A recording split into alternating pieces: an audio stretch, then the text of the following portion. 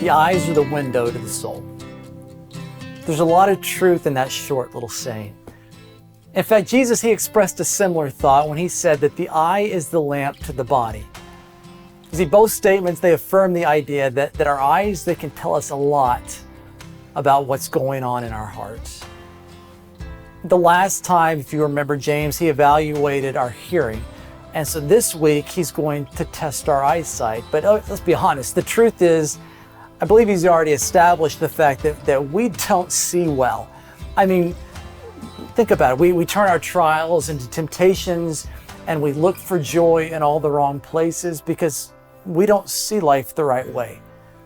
And then we accuse God of being a deceiver instead of being a good father because we don't see him clearly. And today, as James assesses our vision, he's going to point out and specifically address another major eye disorder that we all have. I call it people blindness. You see, being people blind, it's kind of like being colorblind, except it's way more dangerous. While someone with color blindness incorrectly sees some colors, a person suffering from people blindness incorrectly sees people. Now, the most severe symptom of this terrible condition is that it leads you and me to make wrong judgments about the value and the worth of other people because we fixate our eyes on the wrong things. We're constantly just preoccupied with external things like age and what a person looks like, or their gender, or their social class, or their skin color, or what they believe politically. And James says that being people blind is what leads to things like prejudice and discrimination, because catch this, the way that you and I see people, it determines how we think about them. And this ultimately dictates how we treat them. I want you to listen to how James puts it. He says this, he says, "My brothers, do not show favoritism as you hold on to the faith in our glorious Lord Jesus Christ." Now, right away, we hear that word favoritism and our minds might get the wrong idea. See, this word, it literally means receiving the face. It means to make a judgment about a person based on what is seen on the outside. And James here is saying, if you have claimed Jesus as your king, you cannot be people blind. Because being people blind, it's an attitude that directly contradicts and opposes the nature of Jesus' kingdom. You see, James, he goes on, he gives an example of what this looks like. And this example, to be honest, it seems too specific to be hypothetical. He talks about a man who comes into church wearing a gold ring and he's dressed in fine clothes. And then there's this other guy, this poor man, that's dressed in dirty clothes that also comes in. And James says, if you look on favor with the man wearing the fine clothes and you say, hey, why don't you sit here in a good spot? And then you look at the poor man and you say, you stand over here. Why don't you sit on the floor by my footstool? James tells these people, haven't you discriminated among yourselves and become judges with evil thoughts? That's harsh. James is not messing around. This is serious stuff. Seeing people wrongly leads to thinking about people wrongly, which ultimately leads to treating them wrongly. And there is no other way to put it. It's evil. And the body of Christ, the church, is the last place that this should be happening. And James goes on, he says in verse 5, "Listen, my dear brothers, didn't God choose the poor in this world to be rich in faith and heirs of the kingdom that he has promised to those who love him? And yet, you've dishonored that poor man. And isn't it the rich that oppress you and drag you into court? Isn't it them that blasphemes the noble name that was pronounced over you at your baptism?" So in other words, James is telling these believers, stop being double-minded. Stop thinking and acting like the world that hates you and mocks your faith. You should be valuing the faithful poor among you, not despising them. And I think there's a word here for us today, and that we would be wise to hear it. I mean, do we not do the same thing? As followers of Jesus, are we not guilty of trying to be like the world so often? We measure spiritual success by secular standards.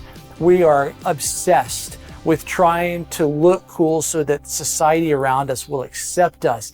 And instead, shouldn't we be prioritizing our call to accurately reflect God's image to them? I mean, don't we value others based on what we see, and we seem to so often be completely blind to the things that matter the most. And so to us, James says, stop behaving like unrighteous judges. Start living like citizens of God's kingdom. Because people in God's kingdom, they don't discriminate. Instead, James tells us they obey the royal law, which is to love your neighbor as yourself. And this is the standard which followers of Jesus are supposed to operate. Now, I don't know about you, but I can tell you this. Judging seems to be my natural default.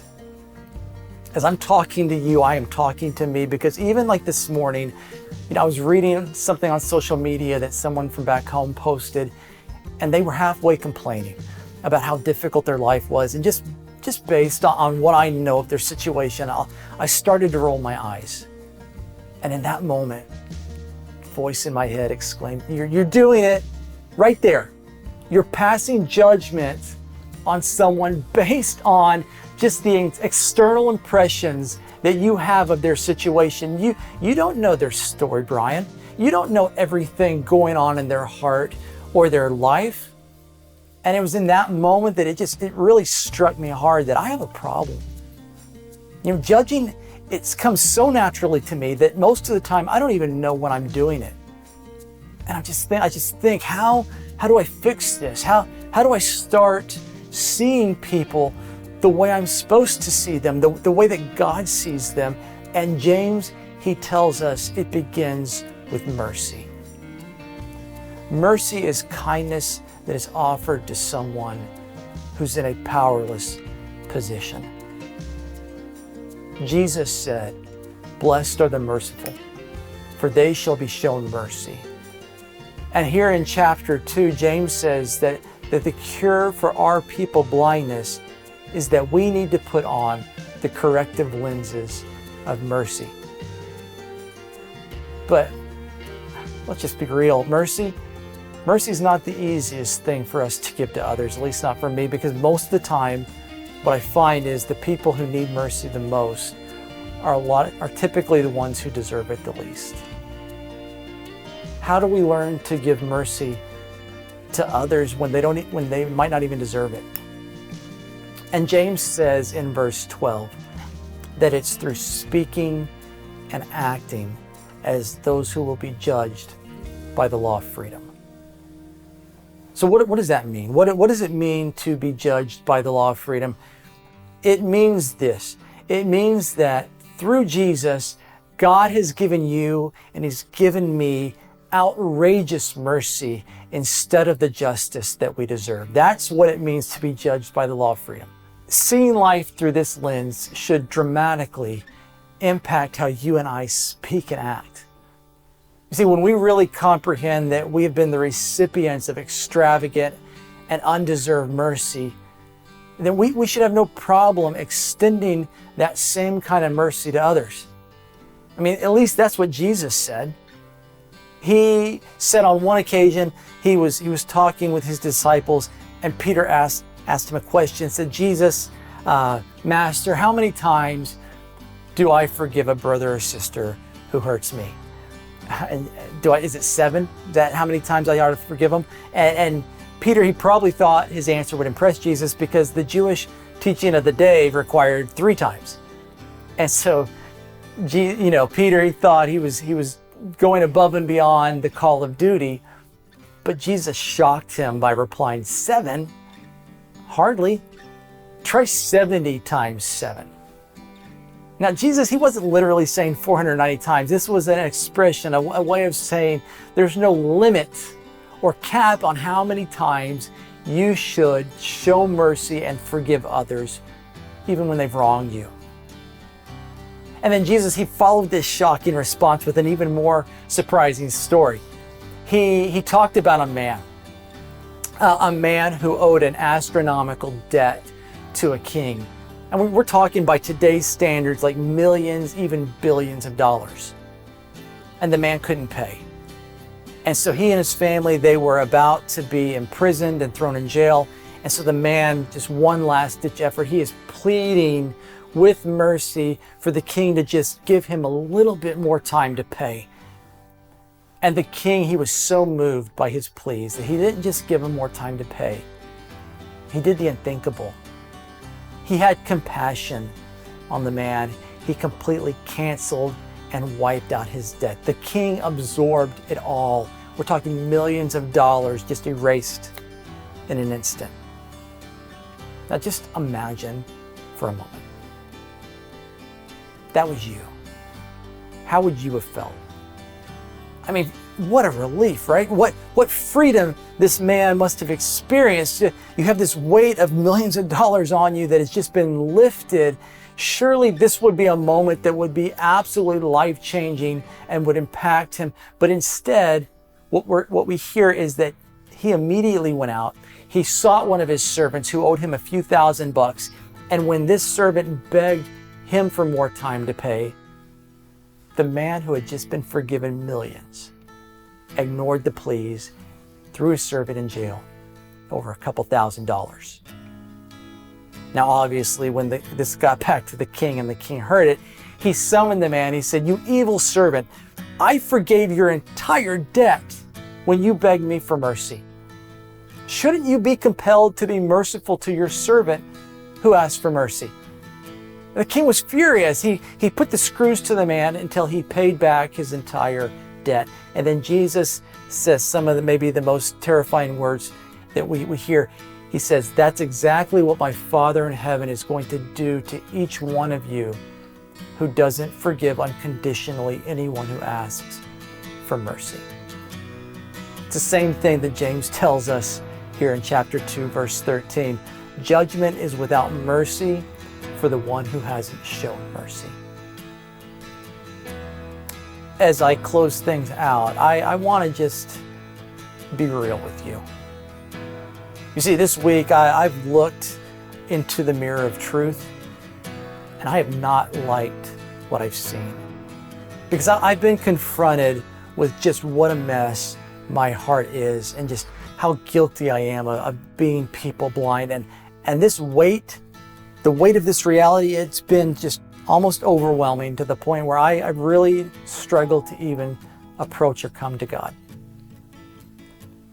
At one point, just out of frustration, I'm struggling. I internally just screamed out to God. I'm just, "Jesus, you told those who were weary and burdened to come to you because you offered them a load that was light.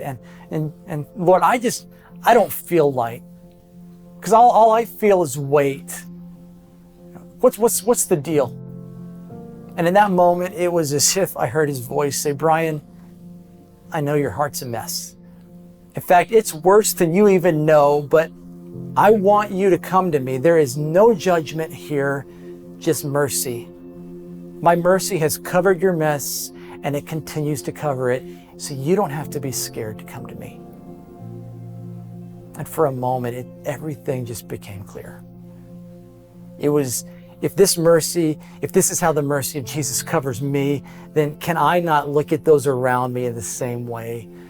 These people who fall short of my expectations and wrong me, people who may even be more of a mess than me, can I not see them and love them through the lenses of mercy? Because the truth is, I'm no different than them. It's only through putting on and looking at other people through the corrective lenses of mercy that you and I can truly see and love people like Jesus. And when you and I truly realize the extravagant mercy that Jesus has lavished on us, that's when mercy will become a part of our DNA, and our hearts will know more and more what it means to have a heart like His.